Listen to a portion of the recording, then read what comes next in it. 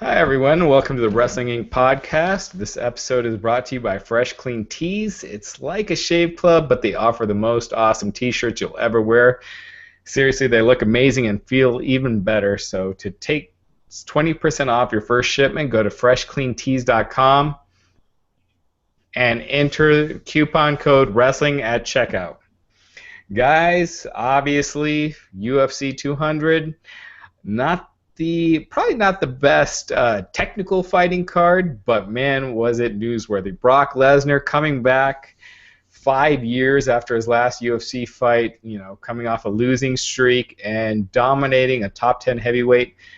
Man, David, what do you think of tonight's card? Sorry, I'm hearing a little bit of a delay from my recording. I'm not sure what's happening, actually. Lee? Yes, my friend, I am here. What did you think of tonight's pay-per-view? And I gotta just say, for those of you hardcore UFC fans, just know it's rare I check out UFC. I wanted to watch this event for a lot of reasons, but overall, I thought it was a fantastic card. It got me wanting to maybe check out the UFC product again on a regular basis. I was quite pleased. What did you think of Brock Lesnar's win? Brock Lesnar's win is...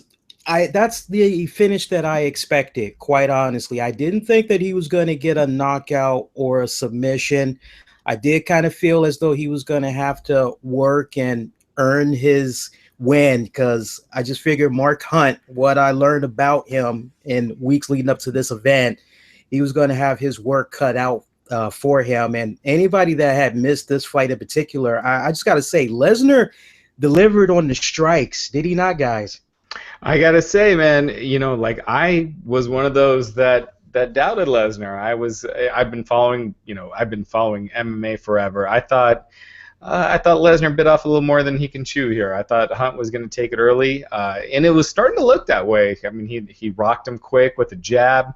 Lesnar kind of stumbled. It went backwards, and it was clear that if Hunt could land a clear shot, I think he could have gotten him. But man, Lesnar implemented his game, and it was an impressive victory.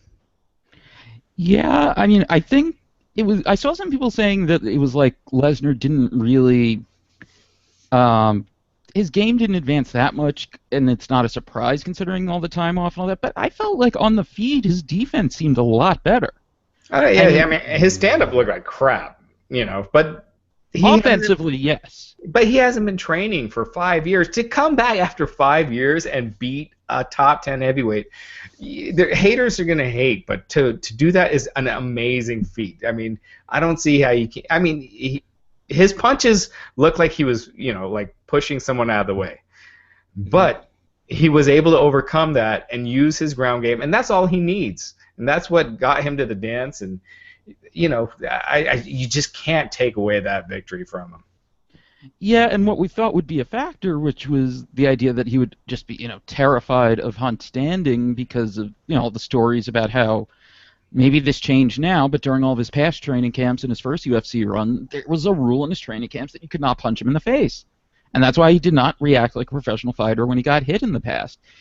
But now, I mean, he was calm standing. He wasn't forcing the takedowns too much. I mean, his punches were bad arm punches, but clearly he did some things right that he wasn't doing before. Because I mean, we all expected. I mean, he took a body shot. It wasn't the best body shot that Hunt could throw, but Hunt has a great left hook, and I would think even not throwing it full power, it would still hit Lesnar pretty hard, especially knowing how vulnerable to body shots he is. So yeah, I thought all things considered, he looked better than we could have expected. I think we all just expected, first round, one thing or the other. Yeah, absolutely. So, David, why don't you kind of walk us through the prelims, and then we'll get to the main card. Yeah, so, this was billed as the deepest card in UFC history. On paper, it was.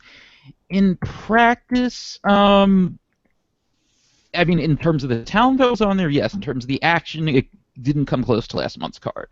I mean, honestly, of the weekend, it was probably I don't know, would you say it was the third best or the second best card for action? I'd probably say third. I'd say third. If you go by the main card, for sure, I think it's third. Well, you know what? Yeah, because there was nothing on this card that was close to the last night's main event. Yeah, absolutely. So prelims started with Jim Miller versus Talkin Origami.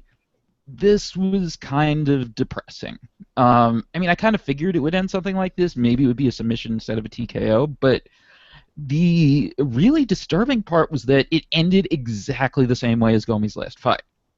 Miller got him down quickly, got his back, and just flattened him out, pounded him out. And that, I mean, to see that happen again in back-to-back fights, I know some people feel like you shouldn't tell a fighter to retire, but that seems like a sign that Gomi's just done.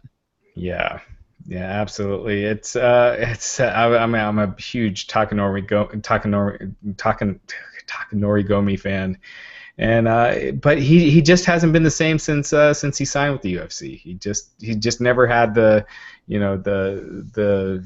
aura that he did in Pride, and he hasn't looked the same. So I agree. I think his best days are behind, and it just, it's with some fighters, when the time is done, it's done. But no one can tell anyone what to do, but it wasn't pretty. And now Miller needed that win because I think a lot of people had this idea that he was just completely shot after losing to Diego Sanchez last time, because Diego had not really looked good in a long time and had not had any kind of legitimate win in a while, because most of his wins, if not all of them, in like his last 10 fights, had been kind of BS decisions. So I mean, this was a good look for Miller, at least. Next prelim was Gegard Mousasi over Thiago Santos. 432 knockout. I mean, very nice performance for Mousasi. Really cool-looking finish, too, that he had already kind of hurt Santos. He got up, and just as soon as Santos stood up, he uppercutted him. It's one of those weird things, like a lot of fighters will just kind of give opponents space when they do that. Mousasi did not, and I thought that was a very crafty way to win the fight. Yeah, absolutely. And keep running through it, and then we'll get more in depth on the. I actually thought you were going to respond. Sorry. I guess there's not as much to actually talk about as in the first fight. This one, there's a little more to talk about again, which is Joe Lozon completely starching Diego Sanchez just from the beginning, just boxing him up. I mean, I guess it's kind of the same question as the opener, which is does Diego retire? Because, I mean, he was the guy with the granite chin. Yeah, same thing with Gomi. I kind of became a fan of the UFC with The Ultimate Fighter Season 1. That's kind of when I started watching. Right. So Diego Sanchez was one of my guys, Koscheck, and it's just sad seeing him get lit up like this. And we'll get to Anderson Silva and everything later. But,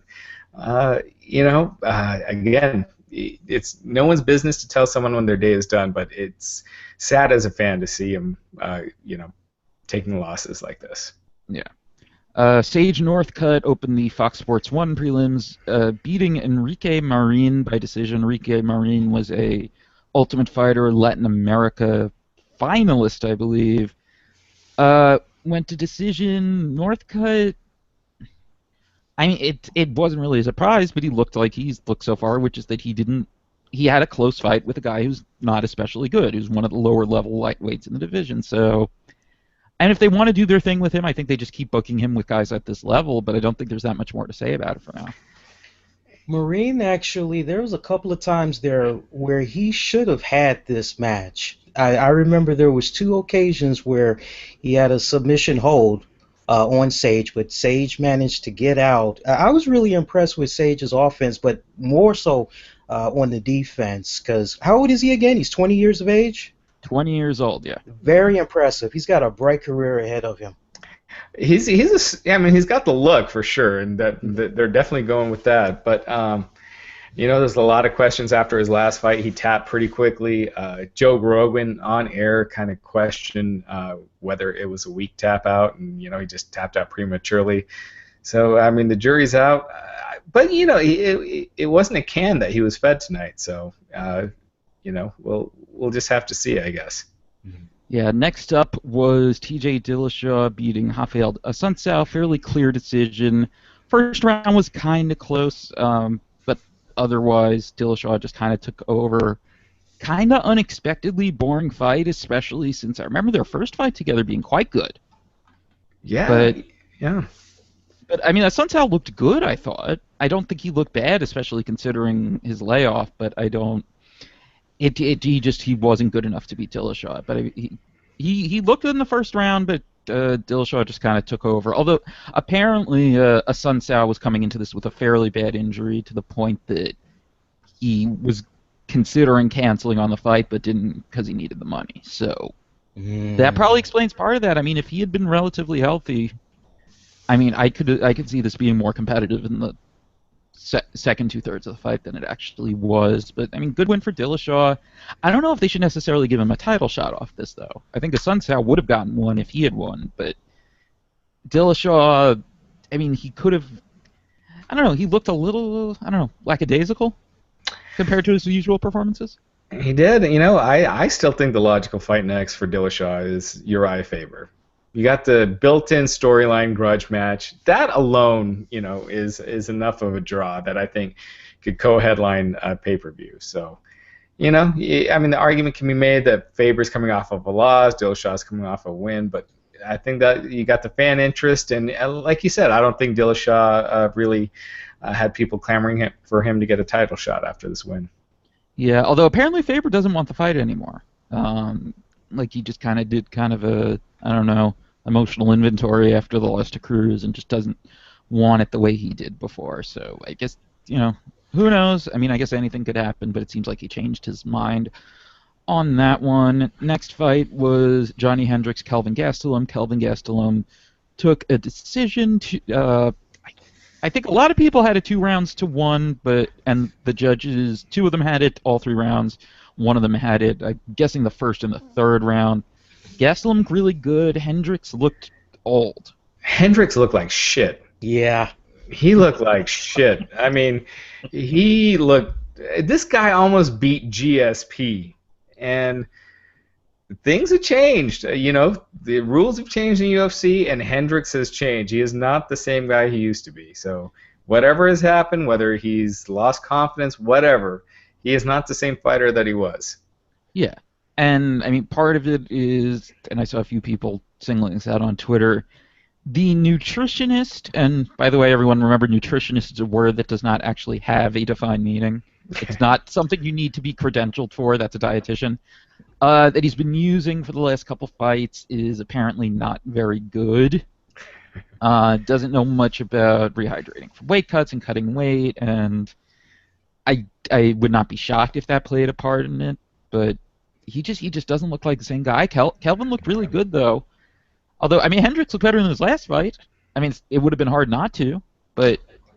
Right, Hendricks, correct me if I'm wrong, he didn't make his weight, right? And as a result, he had to cough up like 20% of his purse for this fight? Yeah, he missed by very little, a quarter pound, which is weird because most of the time when a fighter misses, they're missing by more than that. They're missing by at least a pound or 2. So for him to come back close was a little weird. I guess the only reason that you could really think of for it was that normally, because they changed the weigh-in procedures around, now they have the early weigh-in. At first the idea would be that you'd have a chance to do it early and you could also do it at the normal primetime weigh-in. But instead, it's the only weigh-in, and they don't even get the extra hour if you miss on the first attempt that they used to. So that's the only thing I could think of that maybe he didn't quite realize, that he wouldn't have the extra time that they're used to. But... And David, he looked good in his last fight. Do you mean the Matt Brown fight? Because his last fight was Stephen Thompson. No. I said he looked better than he did in his last fight, but it would have been hard not to. Right. Okay. Gotcha. Yeah. Because he got Stephen Thompson destroyed him. Quick. Yeah. He, everyone's saying he needs to go up to 185, but he's too small for 185, and I don't know what he does there. Yeah, I mean, for a guy that beat GSP, really close decisions with Robbie Lawler, he hasn't been looking the same. I mean, he's out of title contention now. I don't see him getting back into it. So that's where he is now. Yeah, he's on the first 2-fight losing streak of his whole career. Yeah.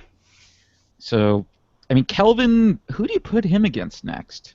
Because I don't know if there's a good, specific matchup for him now. You could do Stephen Thompson. Yeah. You could. I feel like that's kind of. I feel like Thompson's probably going to wait. Well, you know what? Oh, there's a fight you could do. I guess you could do the winner of Condit Maya, but especially because I think the winner of that would want a title shot, but Thompson's clearly ahead of that guy. Yeah. Whoever wins that. So I guess that's the best fight for him. Featured prelim, Kat Zingano and Juliana Pena. Kat Zingano's first fight back since the loss to Rousey in, was it 14 seconds? I think it was 14, right? The submission loss. She had a good first round, and then Pena just kind of took over and looked very good and got the biggest win of her career. Man, that I was shocked with that result. I thought, Pena from the Ultimate Fighter. I thought Zingano would have it in the bag. I was. Pena looked good, man. She has a built-in feud with Ronda Rousey. I don't know if she's coming back or not. But yeah, she's up there now. She's in the mix. You can match her up with. I mean, the whole women's title situation's in flux right now with what happened tonight. So you really can mix and match, any one of them. So a very impressive win by Julia, Pena tonight. I don't think Rousey's coming back though after tonight, but we'll get to that. I don't think. Yeah, exactly. I don't know if there's that much more to say about this fight. I mean, I was surprised that Pena won though, because coming into this fight, I mean, she was a lot of raw athleticism. She really wasn't like super skilled, but she out-athleted people and she was kind of solid on the ground. I mean, here she beat someone who was a good enough wrestler that she was an Olympic hopeful until she gave it up. A fairly legit, and I forget if she's a black belt or a brown belt, but a fairly legit jiu-jitsu practitioner too, and she just kind of tooled her on the ground when she got on top. So she definitely made some improvements. I mean, the way the top of the division is now, though, her striking probably needs to catch up more. With Holm in the mix, with Amanda Nunes now the champion, that's too big a hole. I mean, before it wasn't necessarily. Now it is. So then I guess it's time for the pay-per-view next, and Cain Velasquez beat Travis Browne in the first round. Just a few seconds left to go. I believe, like Joe Rogan said, looked like the old Cain Velasquez. Yeah, man. I expected Cain to win. I didn't think it would be quite the dominant fashion that he did, but really. Yeah, I thought Travis would surprise some people because he's got knockout power, and Cain just hasn't looked the same lately. So he looked awesome. What can I say? He looked like the Cain that I remembered before the Fabricio Verdum fight. So he looked great. And he was clearly in better shape than in the Verdum fight. I mean, he looked noticeably chubbier than usual in the Verdum fight, and he looked back to his normal self here. And I mean, also as far as Browne though. Got to remember, what camp is he part of? He's with the one and only Edmund Tarverdyan that trains Ronda Rousey, and you know how that goes now, I guess. Whenever I hear her trainer's name, I always think of Game of Thrones and the Targaryens, but that's another story. But yeah, man, Cain.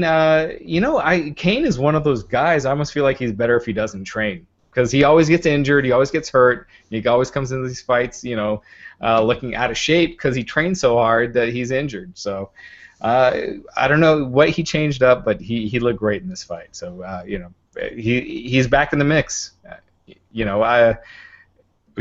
I think he gets the winner of the Overeem Overeem fight. Maybe. I mean, after a one-fight win streak, I don't know, but he looked good. But I mean, one-fight win streak after losing the title. True, but we'll have to see how it plays out. Yeah. I mean, because there's still a lot of fights that could happen until then. I mean, we're still a few months away from the title fight, so we'll see. It's heavyweight. A lot can happen. As we saw tonight later on in the Brock fight. Yeah. But I mean, we already kind of went over that one. Interim featherweight title, Jose Aldo beat Frankie Edgar. Started kind of close to the point I think I saw a lot of people all over the place as far as the first round, maybe the second. And then Aldo just kind of played Matador and took over. He he looked great. I mean, when the fight started, I even tweeted this out, he looked really anxious. Like he was just, normally his thing is he'll look down while he does a little pacing thing back and forth as a trademark. He didn't look himself at the beginning, but he looked fantastic in the fight. I mean, it wasn't the most exciting performance, but it was a very good technical fight. Yeah, I thought, coming off of a loss like he had to Conor McGregor, that's a tough thing to come back from. And usually fighters aren't themselves the next fight back. They usually take it safe, and then it takes, a fight or two to kind of get back to where they were. So I thought, even the first couple rounds, I thought Edgar did very well. I thought Aldo wasn't quite there, but then he just turned it on and dominated the fight and won it clearly. I mean, it was way more dominant performance than their first meeting. So, I thought Aldo, really, staked his claim as the interim champion. And it looks like he's going to be getting Conor McGregor, because Conor said that he's going to go back to 145 after his fight with Nate Diaz. Nate Diaz. Yes. No, don't worry. I always second guess when I say any of the Diaz's names. Like, exactly. Did I say the right one? No, right. Don't worry. It's not just you. Edgar started real well. His footwork was good. He pressured real well, and then it seemed like it was once he gave up on kicking that Aldo really took over, because it seemed like when Edgar was kicking that it seemed like he had enough variety that he was kind of able to keep Aldo guessing a little bit more. But once there wasn't much variety coming in, Aldo was just countering everything. Yeah, it just seemed like once Aldo turned it on, Edgar didn't really have an answer and just kind of got lost after that. And Aldo just took over. Yeah, and I mean, whatever it is, I don't know what he's doing different, especially since his camp Nova now is known for not being good with weight cuts. But this fight and the second Mendes fight, he hasn't tired at all in the fifth. I mean, that used to be a problem for him. Even in fights, he was winning and working at a leisurely pace in like the Ricardo Lamas fight or the Mark Hominick fight. So he's clearly gotten his conditioning in check too. Yeah, especially now you don't have the IVs and everything, and he looked great. He looks a little bit leaner the last couple of fights too. Like it seems like he's mindful of that. Yeah, I just meant his conditioning. It's better than I can ever recall. Yeah. Daniel Cormier, Anderson Silva. I mean, I guess it was what everyone expected. Daniel Cormier by wide decision, taking him down over and over. But I don't know. I guess the story of this fight is that, well, no, I mean, people did expect him to finish him. So I guess that's the story of the fight is the moral victory for Anderson Silva, and I guess the crowd reaction turning on Cormier so bad. Dude, I thought, man, Silva, I thought he looked like he was close to having him there in the last minute. And I was trying to be objective in the fight and just take notes and just watch it, but the fanboy in me got caught up, and when Anderson Silva hit him with that liver shot, I was popping. I was like, yeah, get him, like the fan in me just popped out. I was, I'm a huge Anderson Silva fan. When I saw him walking to the cage, I was like, man, he looks terrible. He looks so out of shape. I've never seen him look that bad entering the cage. And, coming off of gallbladder surgery, I mean, it's clear he wasn't in fight shape, but he's lasted 3 rounds against one of the very best and gave him a lot of trouble. So my hat's off to him. It was still kind of sad to see in a way, but yeah, it was. There was a couple exciting moments just for that, but it pretty much played out how you would have expected. And to be fair, I mean, even if this was Anderson before the losing streak, Cormier is someone who would have been favored to beat him stylistically. I think so. Yeah, I mean, he's just Silva. When he's faced strong wrestlers, I always felt like he kind of got a little lucky. Whereas, he capitalized on a big mistake because, he's lost rounds. He lost rounds to, Travis Lutter and Dan Henderson, and, came back to win those. But usually it's because they tired out or made a mistake. Chael Sonnen, another one. And so, yeah, I agree. I think Cormier would have been favored. But, yeah, and it played out as you would expect it. But Anderson Silva showed why he's so dangerous. He's still...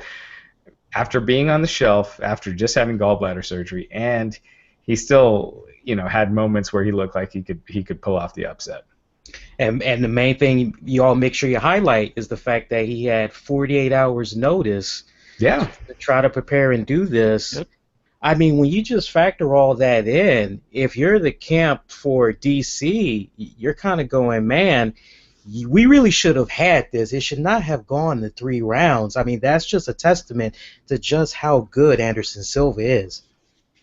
The other thing that I would take away from this fight is it sure looks like not having to cut weight helped his chin, because he did take some fairly hard shots, both standing and on the ground. And this is a guy who, after the Bisping fight, everyone was like, oh my God, we thought his chin was maybe gone. It's completely gone. Here, he never really looked like he was stunned once. Yeah. Absolutely. He took Cormier's best, and Cormier had, on the standing up, Cormier had nothing for him. So it was always, Cormier taking him down and utilizing his game. But Cormier, you could tell, he didn't want to try to fight Anderson where his strength was, and when it was there, Anderson showed that, he's the best at what he does. Yeah, I mean, Cormier did land a couple right hands. He did. I mean, it wasn't like he just got completely eaten up in every standing exchange, but I mean, by and large, he was kind of winning those exchanges. So given the no sparring other than I think it was one session, and that's pretty impressive. Now, so Lesnar and Hunt, I mean, we already talked about him. Is there anything else to say, really? I think there is. Yes, there's a lot to say. Well, about the fight itself, about how the fight itself went. I mean, there's more to talk about. Is there more to say about how the fight itself went? How about that poll? Start off with that poll you had there. Which one was that? The Lesnar poll, how the Wrestling Inc. fans thought the match would go down. Well, actually, the Wrestling Inc. readers thought that Lesnar was going to win, and they were right.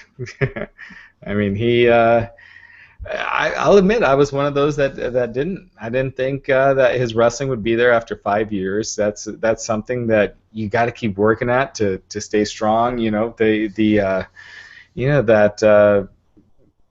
Just that quickness that you need for a takedown and to capitalize on those. It goes away, but Lesnar was able to utilize it, take him down.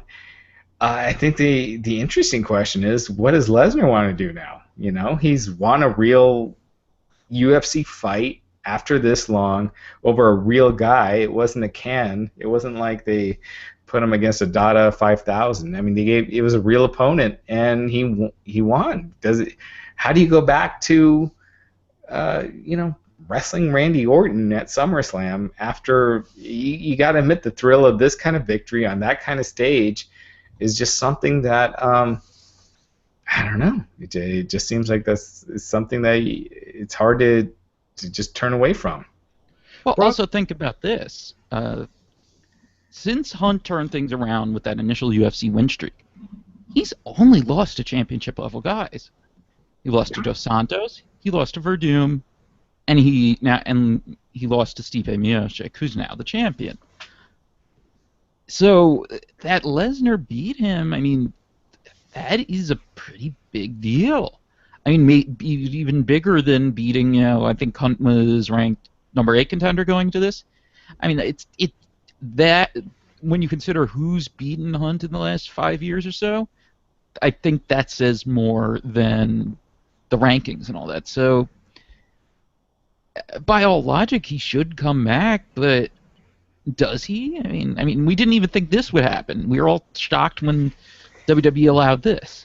I'll say this. I think Lesnar's win tonight was the most impressive UFC victory of the year. To come back from that long of a period and to beat a top 10 guy like that, and to last 3 rounds and not get clipped when so many other guys have, I think that was the most impressive thing I've seen this year. It's a real testament to the persona and the heart of Brock Lesnar. I've been watching Brock Lesnar ever since he made his WWE debut many years back, and I followed him when he left WWE, went and trained for the NFL. I mean, this is how far that guy went. He made it to a professional team, made it on the practice team for the Minnesota Vikings. Might have not worked out well. He might have not got first string, but he made it that far. And then it's like, okay, so what are you going to do next? He goes to Japan. He does the MMA. The great success that he had in UFC the first go round. I mean, folks need to understand that it was, what was it, diverticulous? Diverticulitis. Diverticulitis. He had a foot of his colon Yeah. removed. Right, that took him out, and like I'm sure anybody would be able to appreciate and understand. Hey, I wonder if I can still do this, because when I was at my best, like I was undefeated. Like if and you still got that itch. It's kind of like one of those. I just gotta know. Well, now that he's got those butterflies out of his stomach, to follow up what you said earlier, Raj, I'd be shocked if he went to WWE and was like, look, I want to do this, maybe on a part-time type of basis. I could see a scenario playing out somewhat similar to what Bobby Lashley is doing with TNA, and then he does some stuff with Bellator and all that. You just gotta wonder if WWE is going to actually work with him. Yeah, it'll be interesting to see, just because I just don't know if they'd allow it more than once. I mean, it wasn't like they easily bent over backwards to make this happen. They didn't mention this once on their television. They did mention it on social media, but never once on TV. Stephanie McMahon didn't sound thrilled that it was happening, and Brock Lesnar didn't care that what Stephanie McMahon thought. But first, we got to talk about Trendy Butler. Trendy Butler is an exclusive and diverse men's apparel subscription service that gives members $150 worth of men's clothes for just $65 per month. The technology personally caters to each user's preference, sizes, and overall personality. You got to try it out. You guys have been hearing about it forever, so get over there and try it out. Trendy Butler. And unlike most of today's men's clothing subscription services, Trendy Butler delivers not only quality at a ridiculous low price, but true diversity and range in the products that they offer. Check it out, trendybutler.com. And anything else about Lesnar, or should we move on to the main event? Well, I'm looking at the rankings to see just who he could conceivably fight. And at least if you're just going by who's ranked above Hunt that isn't booked, it's really just Cain Velasquez and Junior Dos Santos. That's coming off a win, at least, because that's how UFC tends to do their booking. Although they'll switch it up sometimes, and especially with heavyweights. But I don't know. I mean, I honestly don't know how a fight with Junior would go. With Cain, I think he loses again. But Dos Santos hasn't looked the same. And, the Dos Santos that lost to Overeem, I could see Lesnar beating that guy, I mean, I know Dos Santos is coming off a win, but, who knows? Dos Santos is not the same guy he was 4 years ago. I think those fights with Cain Velasquez, he hasn't looked the same since those losses. Yeah, I mean, it's not unwinnable for sure. And it's a fight that was booked at one point and never got rescheduled because of Brock's diverticulitis. So I mean, it's got a history to it too. Let me ask you guys this: should WWE change the SummerSlam match from Brock Lesnar against Randy Orton to something a little more higher on the card? Yes. I had proposed the idea on my podcast last week. I said, even if you just do it just one time only, but then it would bring the question, well, what do you do with him for WrestleMania? Just deal with it. You got basically 6-7 months to go.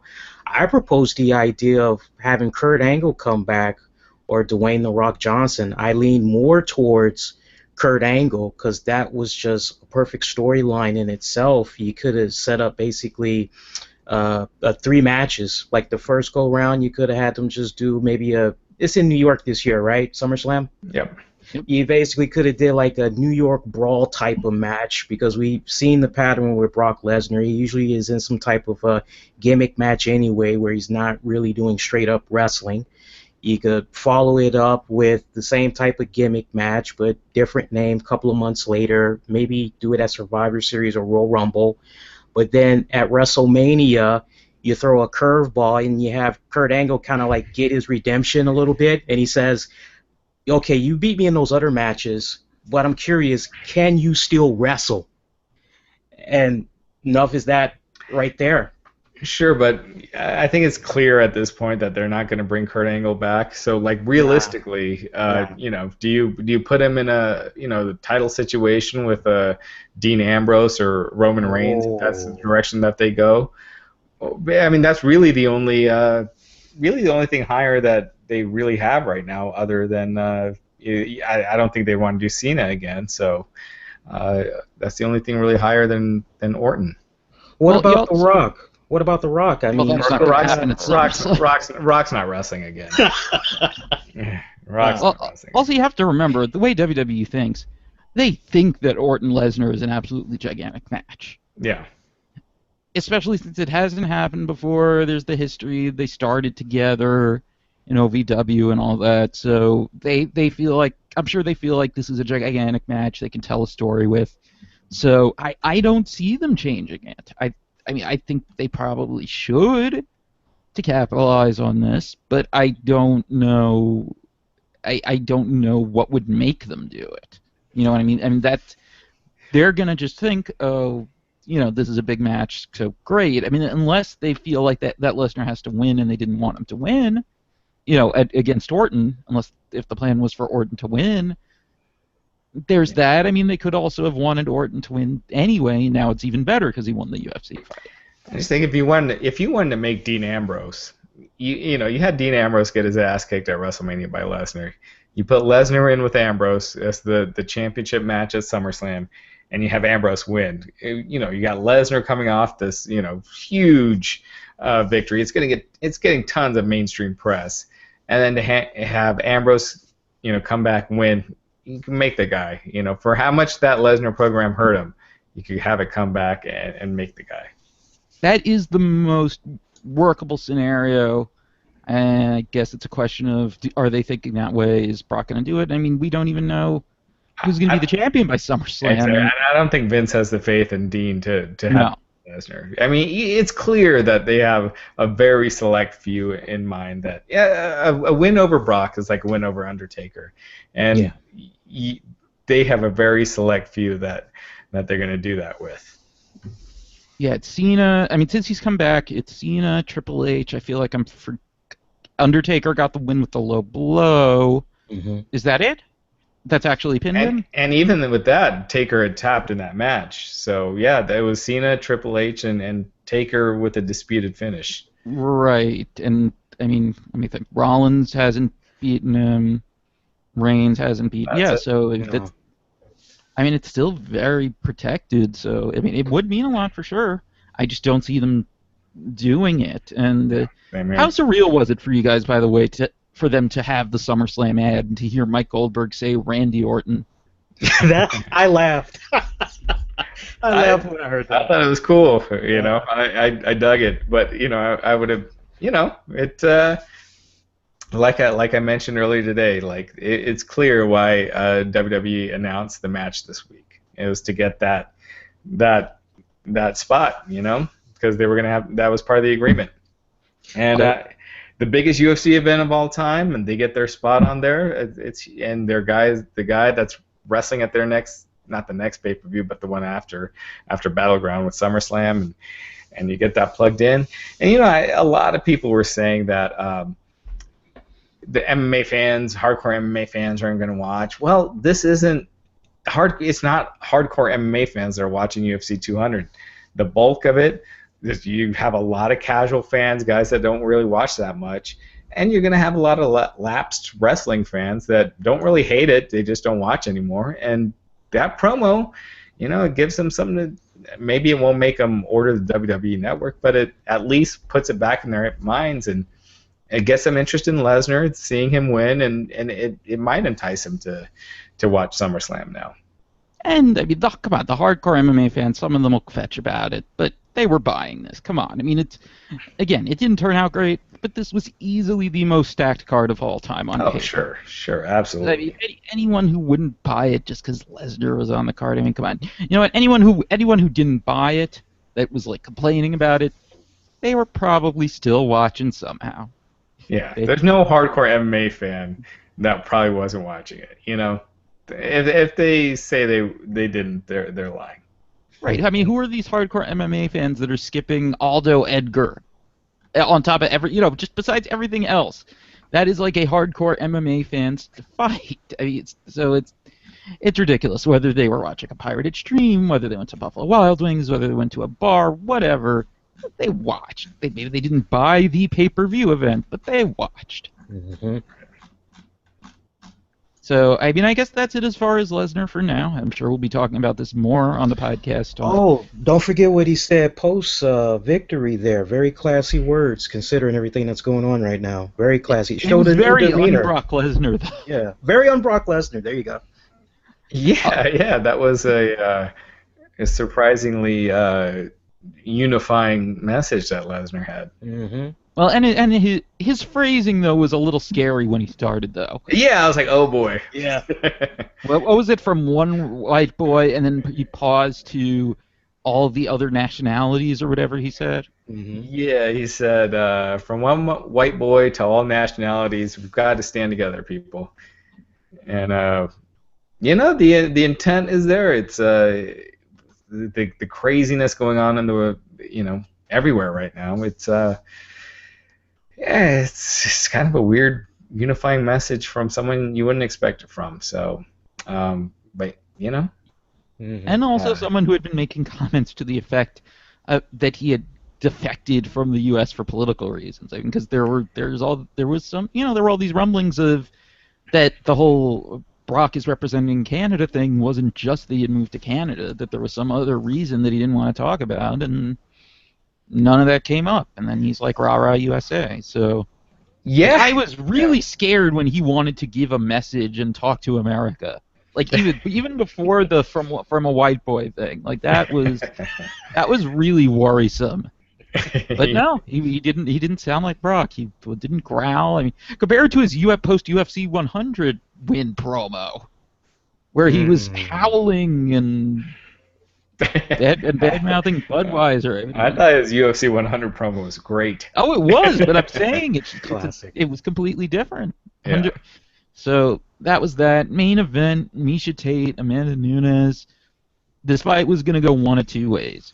Either Amanda Nunes was going to come out and just run through Tate in the first round, or she was going to try, get tired, and either get finished, within the next couple of rounds, or lose a wide decision.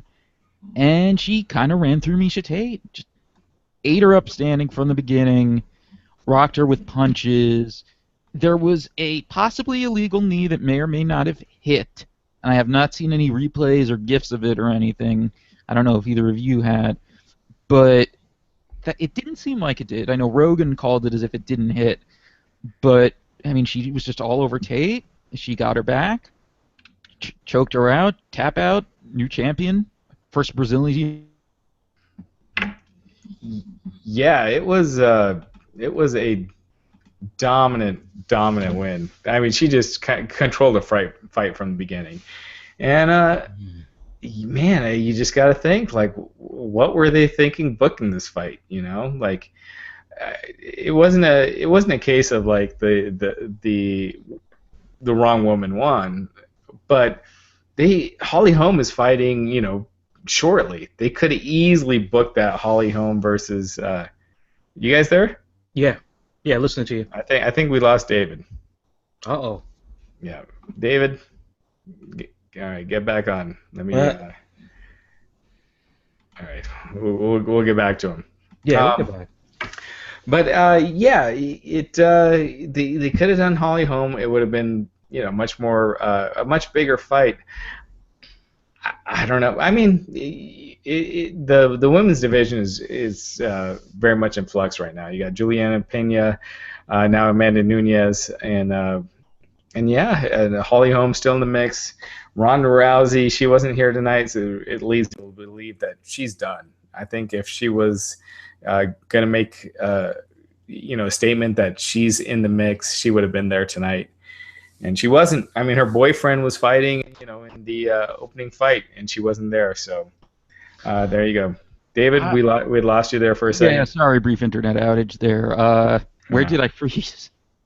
We're talking about the main event and if it was a wise move for Miesha Tate to face Amanda Nunes on this show. Well, from UFC's perspective or from Miesha Tate's perspective?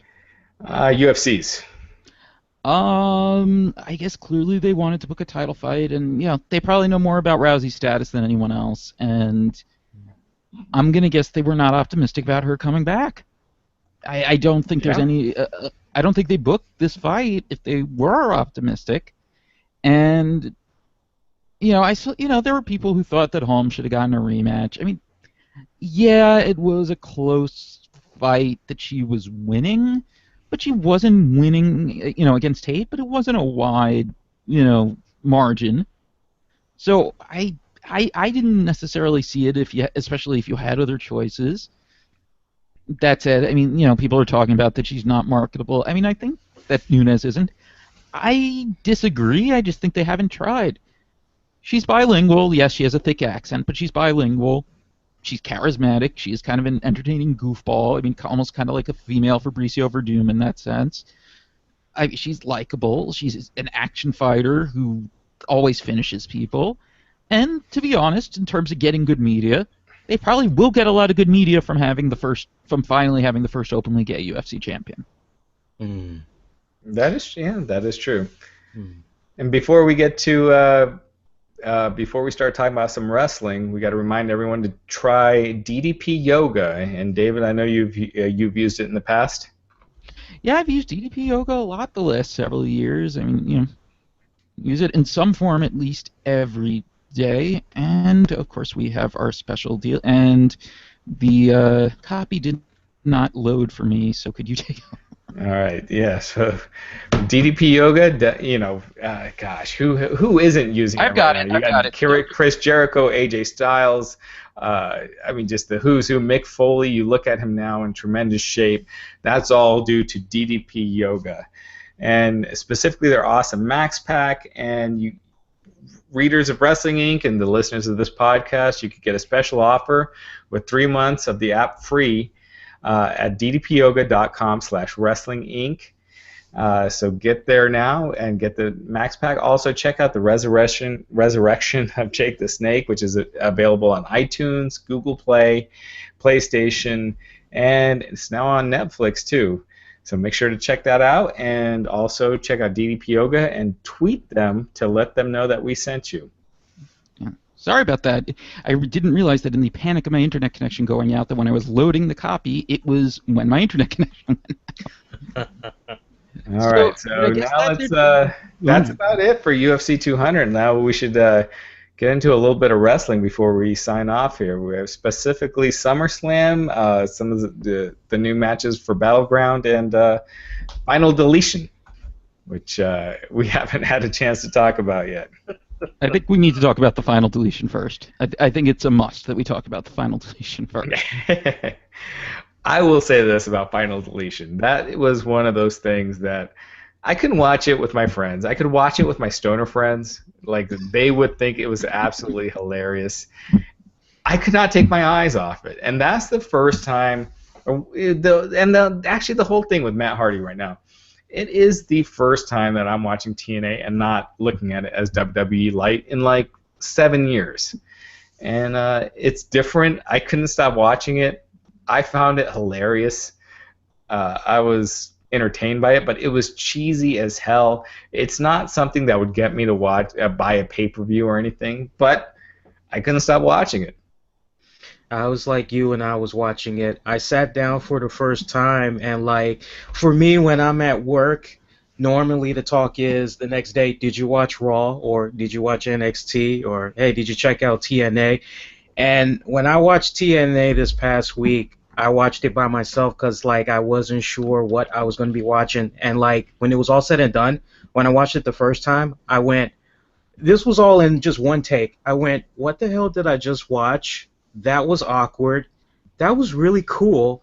That was funny as hell. And then when I tried to describe it to people, I just ended up saying, you have to watch it. It was classic. Yeah, describing it was like, okay, so there's the birthday party for Matt's 1-year-old, and the 1-year-old's name is Maxwell, and there's a gardener involved named Senor Benjamin, and then they have a match, and there's fireworks, and a dilapidated boat, and Jeff Hardy's logo gets set on fire, but that doesn't actually explain it. I think the one way you either sell people on it or get them to realize they won't watch it is sending the GIF of the holographic drone that Matt sent to Jeff. The what was it, the Vanguard 1? Vanguard 1. Yeah. Like that's kind of the moment where you know you're either with that whole thing or without or against it. So that scene where he had the drones going in, I loved it. Like my wife came in, I was a little embarrassed. I was like, all right, just you got to understand this is supposed to be campy as hell. Like trying to let her know that it's not supposed to be taken seriously. And man, that was awesome. It's cheesy as hell, but I found it so great. Yeah, I mean, I'm someone that's not really a Lucha Underground fan, and I feel like especially lately, occasionally when I watch it, they just kind of it feels like they take it themselves more seriously than they should. This did not. This did not take itself seriously one bit. Maybe Jeff took it a little seriously. The problem with Lucha Underground, I think, is that they're combining like the real world, I don't know if the real world's the right world, but the pro wrestling world that we know, where you got guys like Chavo Guerrero, these characters that we know, and then combining it with their world with death and things like that. So you never believe anything that's happening on that show. Like Game of Thrones, when someone dies, you're like, oh man, they killed this guy. Because it's not all new like if it was all new characters, it would be a little different. But exactly, that's what I'm saying. They're taking names that that are competing on the indies and things like that, and you're not believing that in this world that they're dying, or you can't get into it on that level, and so that's always been my thing with Lucha Underground. You watch it, it's cool, it's fun, but you can't get that emotionally involved in it because of that disconnect. And same with TNA, and it's not like with the final Deletion you're getting that emotionally involved in it, but at least they made it entertaining to a point where it was just something surreal and different that didn't seem like anything else that you're watching on TV, and that's a rarity in today's age. Now, I have a question for you, Raj. Did you get a screener? Because I know some people did, and I kind of wanted to, and I didn't, but I realized after watching it, like, I'm so glad that I watched it live, tweeting with everyone else. Like, did you get the screener? I was asked to get the screener, and I never got a chance. I've been dealing with so much stuff the last couple of weeks that I did not watch I did not watch it until after, actually. I watched it 2 days later. Okay.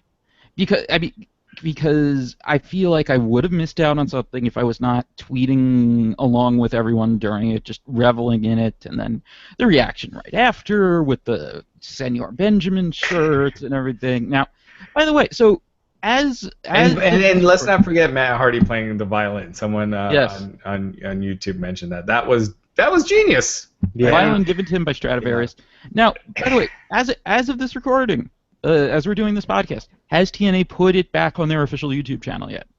They took it off? I didn't even realize they took it off. You didn't realize this? They put it up like a few minutes after Impact ended, and then they deleted the tweets and made it private. Yeah, they put it up like 2 days later. Okay, because I knew for a couple of days they had not. Yeah, Brandon Howard has a great article on Wrestling Inc. from yesterday or the day before about how much money they probably lost by taking that video off of YouTube because of how many times it's been streamed from illegal uploads, and calculating how much that probably translated by the number of views on the illegal videos. It was like 700,000 views on the various unofficial uploads, I think, as of a day or two ago, right? Something like that, yeah. Yeah, I'm looking at the video right now on their YouTube channel. I guess they put it back up. Yeah, 159,000. Yeah, 159,000. So, they missed out on some serious ad revenue. Yeah, and so what this shows as 2 days ago, so... Yeesh. Yeah, it shows as... because I started watching it, it shows as watched, but I guess when they made it public, and I guess that changed the date on it. So I guess technically it went back up Thursday, and that they lost out on a lot of buzz. I mean, I think they even could have gotten some mainstream like TV writers and stuff talking about it if they had the official YouTube upload, and I think it just Yeah, there's that mix, right, of putting stuff online, so where people are watching it online, no longer watching your show, which a lot of people, because let's be honest, I think WWE ratings, they're back to like mid '90s levels, right? Yeah. But there's no way in hell that WWE is as unpopular as it was in the mid '90s.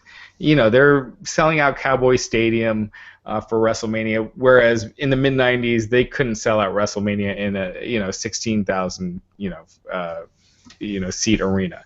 So it's definitely more popular than it was in the mid '90s, but people are able to keep up with the product in different ways. It's definitely the least popular it's been in since probably like '98, but it's definitely more popular than it was in '95, even though the ratings are right there.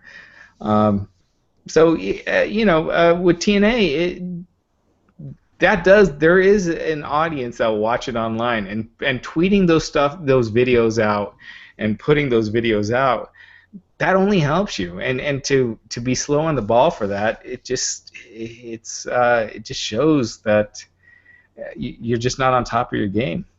And they popped a rating by their standards. I mean, they were up, and they ended up like right around 400,000, and they had the previous week was what, like in the 320s? Yeah. So that's 20%, like 25%. Yeah. And they did. It's not a lot in the grand scheme of TV, but in the terms of what they've been doing, that's fantastic. Will they retain it? We don't know. We'll see how they do next week, and also they're going to lose the momentum because they're changing nights to Thursday, which. Well, the week after next. No, I know, but I'm saying they're still going to lose the momentum regardless. Right. If they pop a rating this week, I think they should have tried it out for a week or two just to see if you get people tuning back in after SmackDown ends, and just trying it out, because you're going to lose audience by switching nights anyway. They always do. So might as well just try it out and see if you can get some of that SmackDown audience coming back when it goes off the air for your second hour. But. Yeah. Now, let me ask you guys a fun question. Based on what the Hardys did with that final deletion, and I know we shouldn't put it all on them because Billy Corgan, Dixie Carter, they pretty much were like, whatever creative ideas you all have, bring them. Let's try to see if we can shake it up a little bit. Going forward, based off the buzz that has come about, do you now basically pull like a soap opera move? Like, let's say, One Life to Live. I'm not going to bore everybody with the details, but there's that. You watch One Life to Live? I watch One Life to Live. There was an actor by the name of Roger Howarth, and anybody that knows that actor, the Todd Manning character, enough said. When he came to the scene, there was a few years there where the entire series was built around his character. So my question to you guys, like going forward, do you now kind of have TNA be just built around these two cornerstones, or if anything, do you mainly keep trying to focus on the supporting cast? No, I think you do kind of have to build around them as the top star. I mean, they already have been to a degree, but I mean, they already are the two biggest stars in the company anyway. Right. I guess we do kind of have to question how long that lasts, though, because there is the pressure on them to sign the new contracts, where TNA would get control of their indie dates, and they make a ton of money on the indie. You know what you got to do?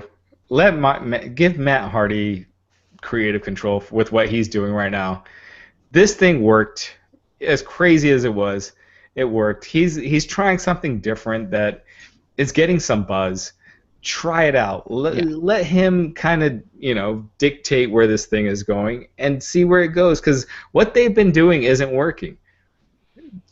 What he's doing is different, and it's got people talking. No, even when TNA's been a lot better lately too. I mean, I haven't been watching it week to week. My point is, no one was talking about it. Yeah, because it's still WWE light. It's still like a fourth brand of WWE, and there's just nothing original in the sense of when you're watching 10 hours of WWE if you're watching main event superstars, NXT and everything. Why would you want to watch TNA when you've got the same format, you open the show with a promo, backstage segment, it's the same format. And this Matt Hardy stuff is way different, and that makes me more curious to watch it.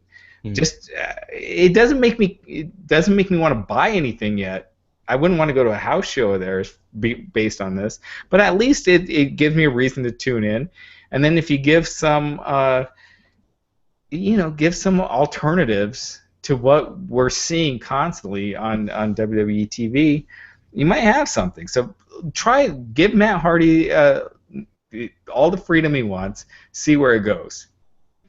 Also interesting that their rating went up at a time where Lucha Underground's ratings have been going down too, considering the whole cross section of how would you put it, avant-garde pro wrestling between the two? Yeah, it's the problem is in terms of viewers, they're so kind of off the map. ROH, Lucha Underground, and TNA, in the sense when you're talking about hundreds of thousands of viewers as opposed to like 3 million, it's such a fraction of that audience that, it's like 100 people with Nielsen boxes aren't watching Lucha Underground one week, and that, shifts the... Sure, you make bigger swings percentage-wise because you have a smaller audience anyway, so the way the sample works and so on and so forth. Right, yeah, exactly. So, but yeah, I'm sure. I'm sure that they bite into each other's audiences because they're the fringe element kind of the wrestling audience. So there's only so much you can watch on a given week, and when you got one on Tuesday and one on Wednesday, if you're going to watch one, it's very likely to skip the other. Yeah, now they're going to be on Thursday, so they're going to have a lot of regular TV competition, including the NFL. So now we got Monday, Tuesday, Wednesday, and Thursday. Lord have mercy. It's a lot of wrestling. Imagine if those Wednesday and Thursday shows were in taped weeks in advance. Yeah. Just imagine. Right. Just imagine the fun we would all have. No kidding. Exactly. I'll say this much. This was for this Impact Wrestling that they did. This was the first Impact in many weeks that actually made me go, I'm not going to hit the fast forward button, because normally, I don't know if you guys do it as well, but normally when it comes to TNA, I have it on the DVR, and usually the weekend is my catch-up time. And the order that I do it, I get Raw, I get that out the way, but then I'll check out NXT, I'll check out ROH, I'll even give SmackDown a nod. TNA is the last thing I check out, and this was probably like the first show in many weeks where I go, okay, this was pleasantly good. So I really just hope they're able to continue to build off of what they did, because I think they laid down a really great foundation. Absolutely. All right, so I think let's get to some questions here. I know we're running a little late, so we'll do a few of these, and then we'll get some more on Monday night. 777 is saying that Dan Henderson versus Michael Bisping is confirmed. I would have loved to have seen it on this card. That was the fight from UFC 100 to do the rematch for the title at UFC 200. But that's still that's a cool announcement. Things come full circle, I guess. Well, I mean, Henderson didn't want to do the fight until Bisping won the title because he felt like he couldn't top the first fight, which is understandable. But it would have, the symmetry would have been cool for UFC 200. And now that Bisping won the title, he wants to do the fight. So, I mean, it's a ridiculous fight from a sporting perspective. It's an absolutely ridiculous fight from a sporting perspective. It's late. I can barely talk. But I totally understand why they're doing it. Henderson's probably going to lose fairly badly, though. It's going to be sad. I don't know about that, man. Henderson just knocked out Hector Lombard. He's got that power. But that's Hector Lombard. That's Hector Lombard who becomes a statue at certain points in his fight. I mean, yeah, you can't underestimate Hendo. He's got that power. No, I mean he could do it, but I just don't. His chin is mostly gone. Bisping's sitting down on his punches a lot better and is a much better boxer. Most likely, I don't think it goes well for Henderson, and I don't want to see him knocked out again. All right. We'll see. I think it's an interesting fight. I think it's an interesting co-main, but realistically, Chris Weidman should get the title shot, Or Jacare. or Jacare, or Luke Rockhold. There's a big argument that it was a fluke. So, but I don't think someone that got knocked out quick should get an immediate title shot. Or even Romero, because Romero did technically beat, it wasn't the best decision, and he failed the drug test days later, but because it was days later, he still officially, technically beat Jacare. Yeah. In what was supposed to be a title eliminator. So there are guys in the mix. Yeah. If CM Punk wins his debut, could he return to WWE to form the Brock and Punk connection? Where does the cross promotion end? CM Punk's not returning to WWE.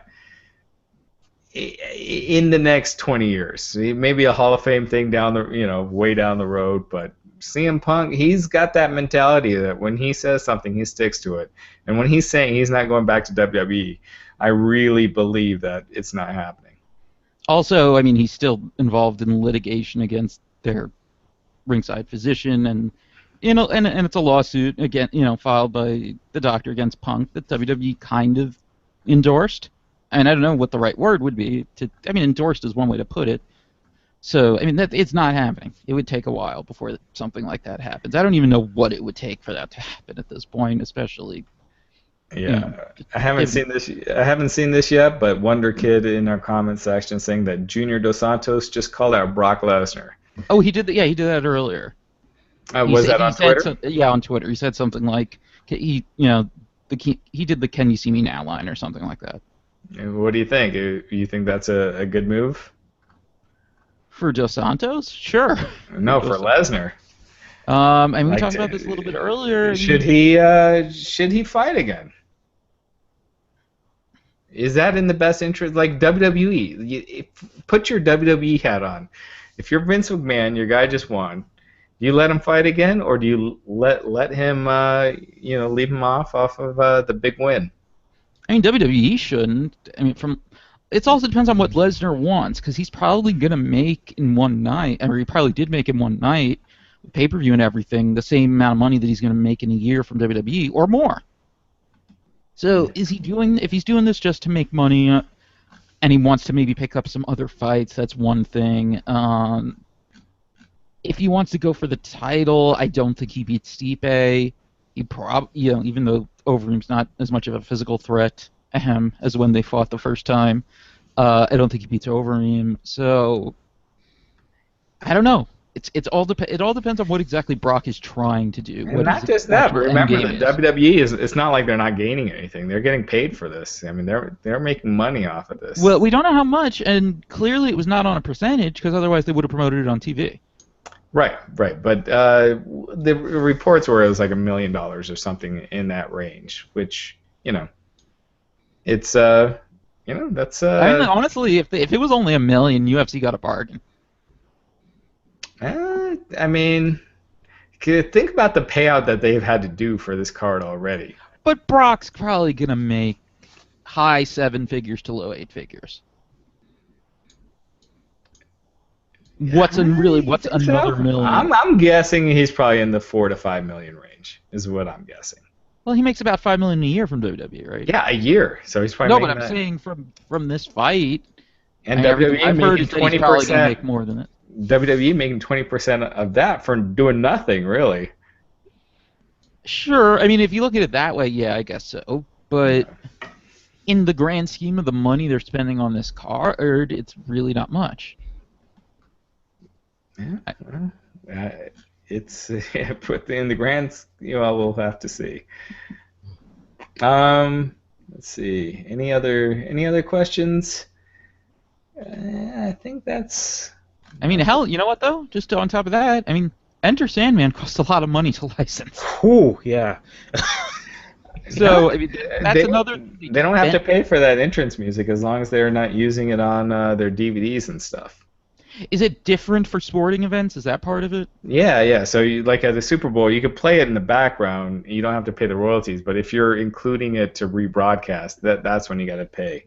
That's why WWE, they'll use Johnny Cash at WrestleMania, but they won't include it on DVDs and stuff. So they'll pay like a small amount to use it there, but to use it over and over, you got to pay a much higher fee. Well, also, I think that's also why UFC does not pipe it directly into the broadcast at all the way WWE does with the entrance music in the house mic. I mean, they just pipe it into the arena. That's why you can't hear it that well most of the time. Yeah, exactly, because it's considered like the background noise. So, so it's a little different. But that was cool. It was cool the Inner Sandman hearing that again with Brock Lesnar's entrance. Yeah. You know what? Before we go, one thing I want to ask you guys about: did you see the photos that fans tweeted from the upper deck of the T-Mobile Arena? I did not. Very steep. The reason I bring it up, like, what do you guys just as consumers? I know it's a weird topic, but what do you guys as consumers think of the way they build all these modern arenas like this? Like, why are they doing this? I know it changes my habits. Like, I always buy more expensive tickets because I know I don't want to sit in the upper deck because it's weird. You're looking down. With MMA, I will say this, like, even at WrestleMania, like, I was on the floor, and it's harder to see. Like, the best seats are like a level or two up, and at UFC is like 2 levels up because you're right in, watching into the cage. As far as that high up, I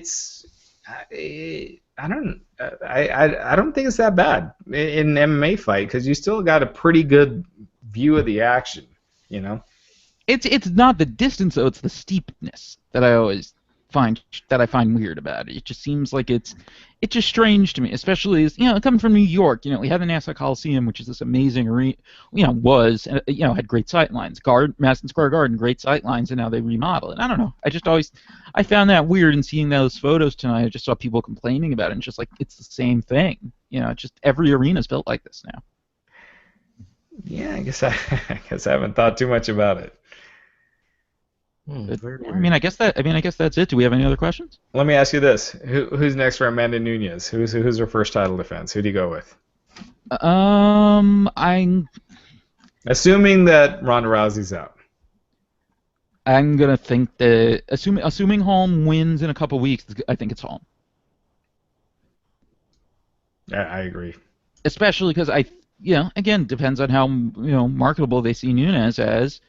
They clearly see Holm as fairly marketable. Although, as far as the fight, this feels like another thing where Holm's management is badly underestimating her opponent because Shevchenko is not an easy fight. For someone who has no name value, they took about the biggest risk-reward fight they could. And this is from, the same management for her that went into the Tate fight telling Dana White, oh, yeah, this will be an easy tune-up fight. So I have some reservations that she could win. I think she should be favored. I think she probably will win. But it would not actually shock me if Valentina Shevchenko won. She's a tricky matchup for Holly Holm. She's a world-class kickboxer. That also has some good judo, some good sambo. She's not just some can for her to run through. Yeah, I agree. I think you do that. You do Pena and Miesha Tate. They're former friends. Yeah, have they had a split personally? I don't know if they've had a split, but that makes it more intriguing, right? Although I think Pena has said that if it was for a title shot, she would fight Tate. But she wouldn't otherwise. Yeah, sorry. Go ahead. Yeah, I think so. I don't remember it was I would fight her for the title or I'd fight her for a title shot, but I remember her saying something like that. So if it was a title eliminator, she might do it. Otherwise, I don't even know who else there would be for Pena to fight, especially if she's not getting a title shot. Especially now that she beat Zingano. She'd kind of have to move down a little bit to, like a Sarah McMahon or someone like that. Yeah. Get a fight. So but that sounds like it makes sense. Otherwise, I think it would be kind of a stay busy fight for whoever she got next. Juan Sanchez asking if La Parka would get over in WWE. I think so. I think in today's style, he'd probably build enough of a cult following. You get him in NXT, people there would go nuts for it, and that could carry over to the main roster. Yeah, Prime Park. I presume we're talking about. We're not talking about We're not talking about Right. Yeah. either the AAA La Parca or LA Park in his current form. No. Right. Exactly. Yeah, I think absolutely. I mean, WCW was different. WCW fans were more open to different types of wrestlers, but I think we're starting to see more of that type of thing among the WWE fan base at large. So absolutely, charismatic guy, great performer, flashy in the ring, funny. I mean, I do have a feeling that if he was in WWE, the whole chair thing would get even more pigeonholed than it did in WCW, as far as the comedy. But yeah, I totally think he would get over as long as he wasn't completely sabotaged.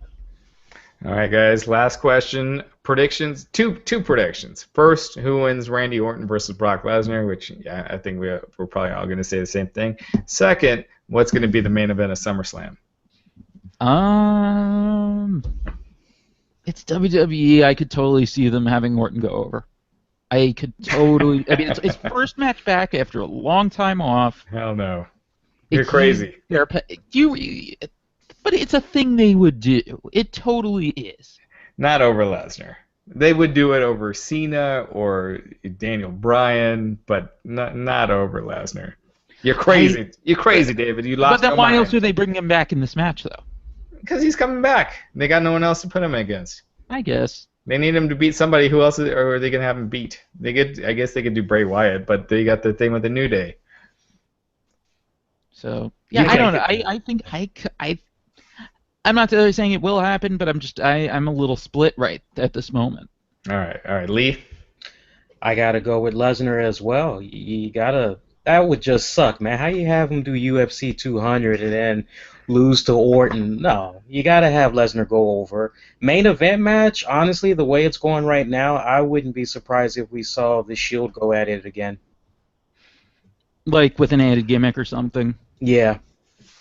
I'm just trying to think. What could they do? Like Hell in a Cell or something? I mean, well, actually, wait. Do we have a Hell in a Cell pay-per-view on the calendar, or is one of the October pay-per-views? Yeah, there is. Yeah. I mean, they've started to do it outside of that pay-per-view again, though. So I mean, that could happen, but I'm just not sure. I mean, I wouldn't see them going straight to a ladder match or a TLC match then at SummerSlam either. I mean, I'm surprised that they did it at Battleground in the first place. Same here. I thought they would have done a one-on-one and then built to a three-way at Battleground. I mean, at SummerSlam. Yeah, I figured that was going to be the SummerSlam. Coming out of Money in the Bank, until they actually announced the stuff on Raw, I totally figured, okay, they're building towards the SummerSlam main event. And it's going to be these three. And it's finally, at long last, it's going to be the Shield triple threat match. And no, we're getting it Battleground. So, I mean, that makes sense, but you know what, though? Now that they're trying to position SummerSlam as this kind of second WrestleMania, I don't know if that's necessarily big enough. But I mean, it's also unpredictable because we're going to have the split by then. We're going to have more people on the roster. Like, in my head, I was thinking, I mean, Cena versus Ambrose would be fresh, and it would be a big match. So that's something, but I mean, otherwise, it's hard to predict until we know who's on what brand and... I mean, because they're going to be new people, too. I mean, for all we know, Finn Balor could be in a semi-main event or something at SummerSlam. Here's what I think. I think Cena's booked. He's got AJ Styles. Because they wouldn't blow off the AJ Styles Cena feud on a six-man tag like they're doing at Battleground. So there's another match between them coming. So I think Roman Reigns gets pissed after losing at Battleground, destroys Dean Ambrose, turns heel, Dean Ambrose versus Roman Reigns at SummerSlam. I don't see their plan right now as him being that he's turning, because they tried to make him more of a babyface using the wellness violation. Yeah. I mean, if they go with the flow, yeah. But that works, but I mean, look how much they've resisted this. But they used a guy having, look, again, we don't know if he failed the drug test, couldn't pee, whatever. They tried to use this to make him more of a babyface. Yeah. I don't see them giving up. I mean, it's the type of thing that maybe they would very well give up over at this point, that their plan didn't work. But at this point, I don't think you can really guess that they've given up until we get like a really strong sign. And, normally whatever happened would be a strong sign, but this time it wasn't. All right, guys. Well, we ran a lot over tonight, but we will see you guys on Monday. Lee, how can people find you? Oh, they could reach me on Twitter at the RCWR Show, and check out the podcast Tuesday nights, 10 p.m. Eastern on Spreaker.com. Use the keywords the RCWR Show. And guys, I appreciate you having me on, man. We could definitely got to do this again real soon. Sounds good, Lee. And David? Follow me on Twitter at David Bix, and yeah, had a good time tonight. I mean, honestly, had a better time doing this podcast than some of the fights. But everyone have a good night. All right, you guys have a good night, and we'll see you guys on Monday.